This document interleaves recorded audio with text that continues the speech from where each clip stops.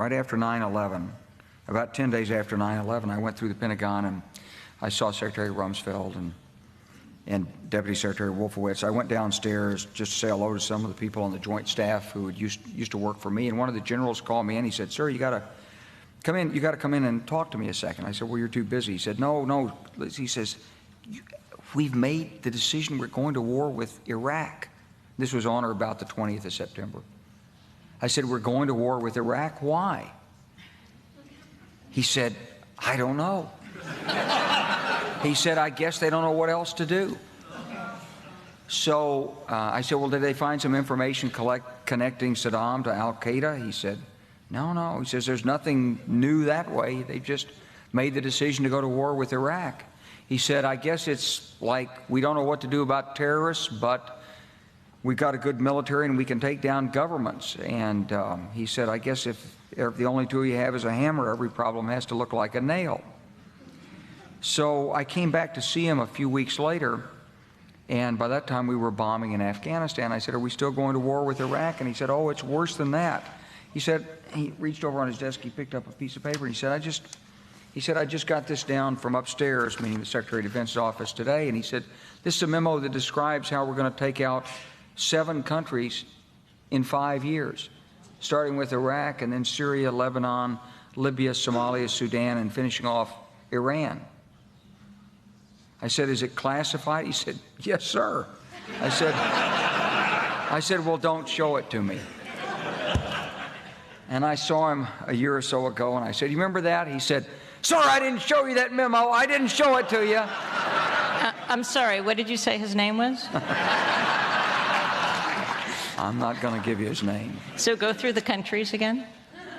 Well, starting with Iraq, then Syria and Lebanon, then Libya, then Somalia and Sudan, and then back to Iran. So when you look at Iran, you say, is it a replay? It's not exactly a replay, but here's the truth, that Iran from the beginning has seen that the presence of the United States in Iraq was a threat. A blessing, because we took out Saddam Hussein and the Baathists. They couldn't handle them. We took care of it for them. But also a threat because they knew that they were next on the hit list. And so, of course, they got engaged. They lost 1 million people during the war with Iraq. And they've got a long and unprotectable, unsecurable border. So it was in their vital interest to be deeply involved inside Iraq.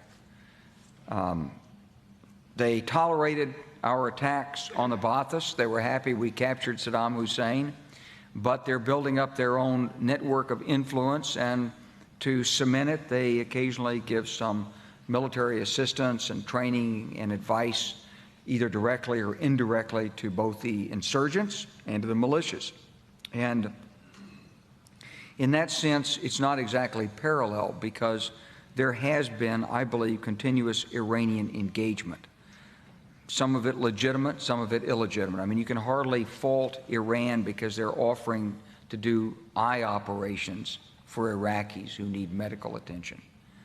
That's not an offense that you can go to war over, perhaps, but it is an effort to gain influence. And the administration has stubbornly refused to talk with Iran about their perception, in part because they don't want to pay the price with their our U.S. domestic political base, the right-wing base, but also because they don't want to legitimate a government that they've been trying to overthrow.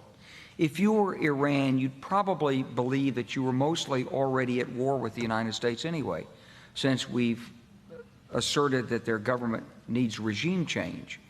So, and we've asked Congress to appropriate $75 million to do it, and we are supporting terrorist groups, apparently, who are infiltrating and blowing up things inside Iran. And if we're not doing it, let's put it this way, we're probably cognizant of it and encouraging it. So it's not surprising that we're moving to a point of confrontation and crisis with Iran.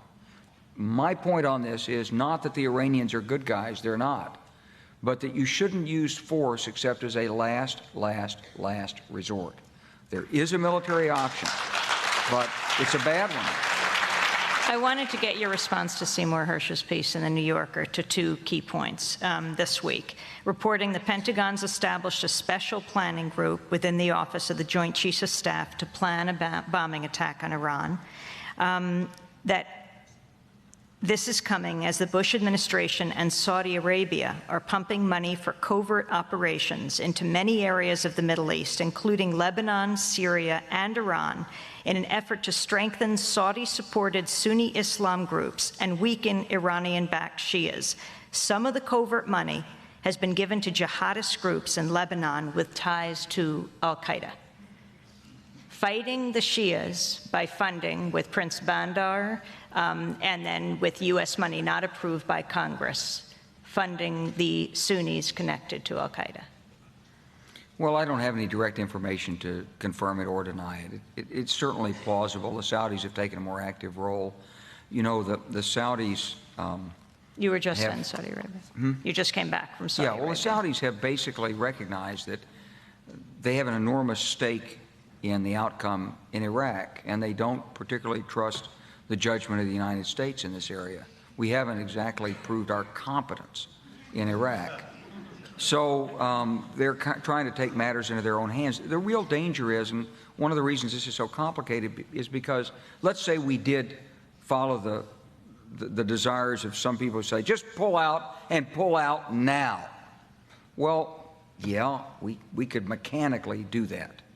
It would be ugly, and it might take 3 or 4 months, but you could line up the battalions on the road one by one, and you could put the gunners in the Humvees and load and cock their weapons and shoot their way out of Iraq. You'd have a few roadside bombs, but if you line everybody up, there won't be any roadside bombs, maybe some sniping. You can fly helicopters over, do your air cover, you probably get safely out of there. But when you leave, the Saudis have got to find someone to fight the Shias. Who are they going to find? Al-Qaeda.